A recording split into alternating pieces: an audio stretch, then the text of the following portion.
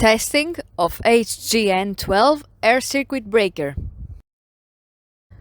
The basic settings will be set by the customer. For testing, we add the 220 volt AC power supply.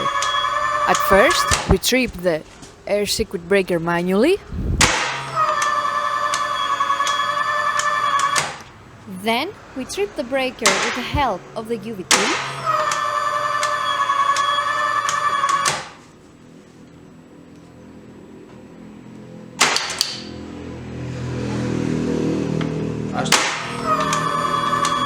Next, we perform a short time delay test, and the breaker trips almost instantly.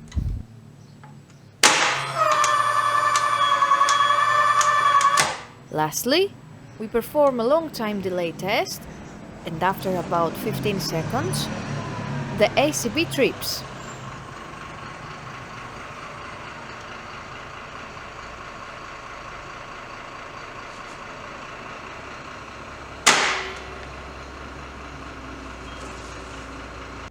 It is now clear that the air circuit breaker is working successfully and is ready to be delivered to the customer.